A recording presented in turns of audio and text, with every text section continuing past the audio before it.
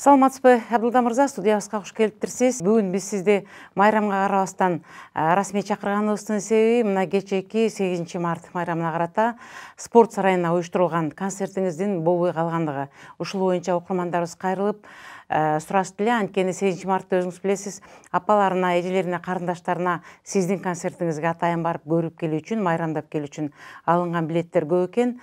Бирок ошол концерт болбой калыптыр. Ошол боюнча азын айтып кетсеңиз.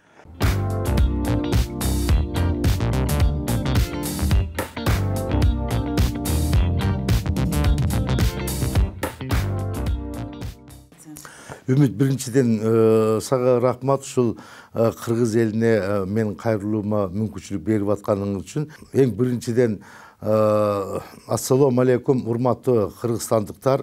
Анын ичинде Кыргызстандын айымдары кечээкү өткөн 8 март аялдардын майрамы менен мен чын жүрөктөн куттуктайм. Кечээ 7-8 мартта Бишкек шаарында Кожомкул атындагы спорт сарайында ушул айымдардын майрамына арналган чоң программадагы концерт болмок. Менин концертим бул болбой калды. Менин эле концертим эмес, филармонияда концерт бар эле, опера театрында концерт бар эле, Ошто театрларда бар эле, болбой калды. Муну көпчүлүк эл билет, угуштуу болуш керек. Жанагыл Кытайдан тарап аткан вируска байланыштуу өкмөттүн алдында штаб түзүлгөн. Ошол өкмөттүн штабтын мүчөлөрүнүн чечими болду. Сиз кандай ойлойсуз? Бул жерде мындай бир кара санатайлыкы же болбосо бут тосуу болду деген пикириңиз жокпу? Мен ал штабтын чечимин кара санатайлык менен, кара өзгөйлүк менен, же бир кимдир бирөөлөргө бут тосуу менен кабыл алынган чечим деп айтыштан мен таптакыр алысмын. Кандай нерсе болгон күнү дагы адамдардын ден соолугу, элдин саламаттыгы жогору туруш керек. Биз биринчиден мыйзамды сыйлашыбыз керек. Мыйзамдын алдында кул болушубуз керек. Мыйзамгабы, өкмөттүн чыгарган токтомунабы баш ийишибиз керек. Дагы бир коомчулукту кызыктырган суроо, бул жерде деген ошол эле күнү башка жактарда, ресторандарда концерттер уюштурулуп өтүп, сиздин эле концертиңизге келе турган эл ал жерде дагы отуруп тамактанышып, ар кандай уюштурулган нерселер өтүптүр. Алар айтып атат, эмне аларда деген коронавирус болсо, ошол вирус ал жерде жукпайбы дейт. Жөн эле Абдылданын концертине барып эле отурсак жугуп калабы деп.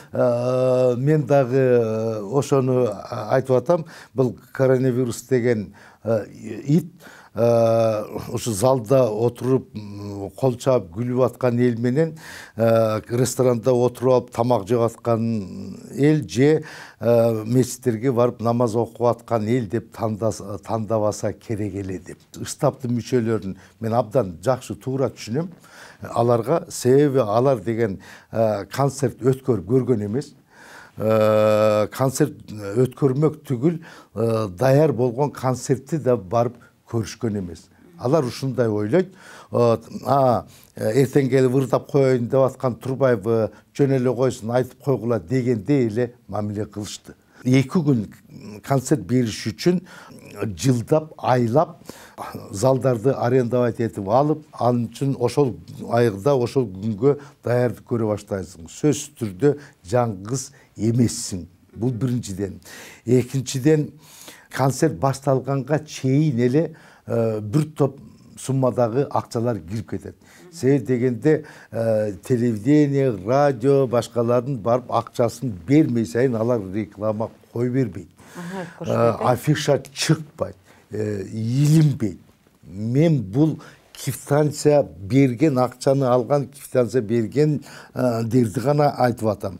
Ал эми акчаны алып квитанция бербегендер толтура. Аларды башынан санап бүтө албайсың. Мен элден кечирим сурайм. Мына ушундай шарттын эсебинен биз концертке деп сатып алган билеттин акчасын кайрып бере алганыбыз жок. Себеби акчанын теңинен көбү ошол жакка иштелип кеткен. Концерт уюштуруу үчүн, сөзсүз түрдө суроо пайда болот. Эми үчүн филармония билетин кайтарып берди да булар жок деген. Филармония деген мамлекеттик мекеме. Ал концертти жеке бир артист эмес, аны ошол мекеме уюштуруп атат. Күйсө пайда көрсө ошол мекеме пайда көрөт, күйсө ошол мекеме күйөт. А жерде артисттердин жекече кызыкчылыгы жок.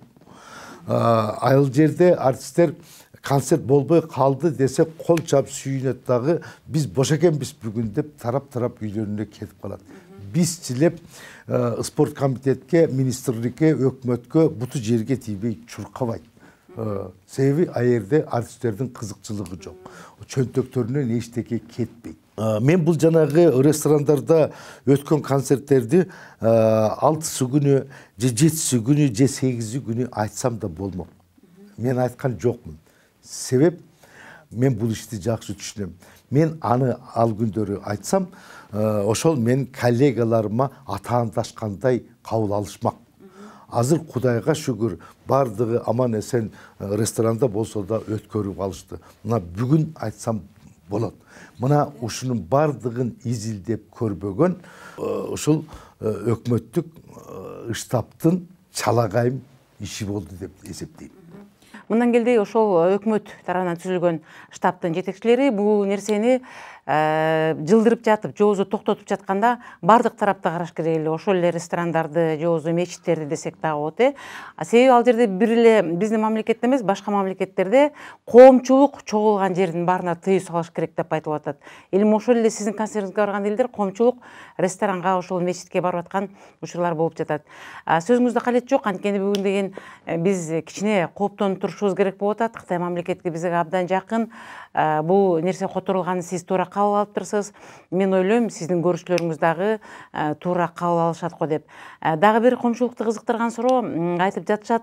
Абдылда мурда башка президенттерди абдан курч нерселер менен, сөздөр менен туурап, ошолордун кемчиликтерин тамаша катары айтып болсо дагы жеткирип турчу эле. Алар ошол нерсеге карап түздөнчү эле. Ал эми бүгүнкү президент сыйлык берип койсо эле көп ал кишини сындабай калды деп атышат. Буга сиздин жообуңуз кандай? Азыр эми мен жанагы 7-си, 6-сы, 7-си, 8-си күнү айтсам деле болот эле деген. Чыны менен менеге айткан жокмун. Биринчиден жана коллегаларыма атаандашып атат дегендей болбосун дедим. Экинчиден ошол майрамдын алдында элдин арасында ар кандай сөз болуп атты. Митинг болот экен, пикет болот экен, тигилер чыгат экен, булар чыгат экен деп. Мен дагы аз келгенсип ошол жерге чыгып бирдемени айтсам, дагы бир 15 аял мен укугумду коргоп чыгып албасын деген ой менен эч нерсе айтпай турдум. Азыр бизде мамлекетке, элге, журтка тынччылык керек. Биз эки жолу төңкөрүш кылып, эки жолу башка кылып, эч нерсеге жетишкенибиз жок. Мындан келди биз деген ошол өкмөттүн чечимин же болбосо бүгүнкү ошол болуп жаткан апат оорудан сактанып, мындай бир сабырдуулук менен көз карашта болушубуз керек деген пикирде экенсиз. Штабтын мүчөлөрүнөн бир гана нерсе керек болчу бизге. Жок дегенде 10 күн, 15 күн мурда баланча айдын, баланча күнүнөн баштап эч кандай мындай салтанаттар, мероприятиялар өтпөйт, муунда болот деп койсо, эл да убара болбойт эле, биз да убара болбой токтойт элек да. Жок, булар келип туруп 6-сы күнү кечинде акыркы жообун берип болбойт деп атышат.